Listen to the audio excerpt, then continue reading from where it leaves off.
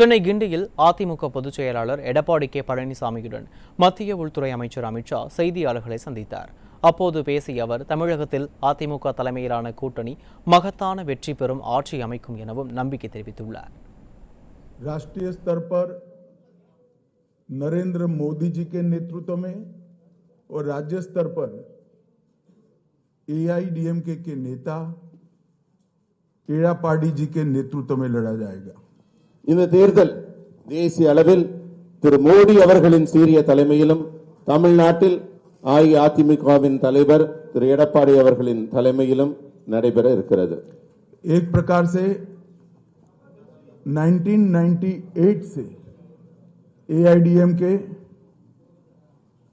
NDA गठबंधन का हिस्सा है और लंबे समय तक मोदी जी और महान जयललिता जी ने साथ में मिलकर राष्ट्रीय राजनीति में काम किया है.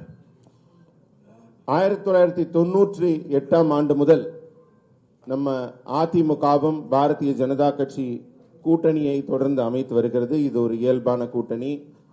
அவங்க மேடம் ஜெயலலிதா அவர்கள் காலத்திலிருந்து தமிழ்நாட்டில் உள்ள பல இடங்களில் இந்த கூட்டணி போட்டியிட்டு இருக்கிறது.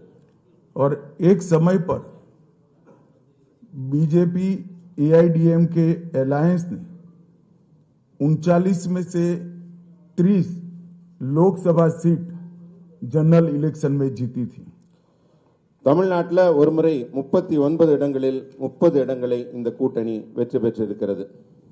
मुझे पूरा विश्वास है कि आने वाले दिनों में जो चुनाव होने वाला है वो जनरल इलेक्शन में एनडीए प्रचंड बहुमत हासिल करेगा और तमिलनाडु में फिर से एक बार एनडीए की सरकार बनेगी.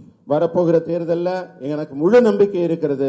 பாரதிய ஜனதா கட்சி அதிமுகவின் இந்த என்டிஏ கூட்டணி மிக பெரும்பான்மையான வாக்குகளை பெற்று ஆட்சி அமைக்கப் போகிறது.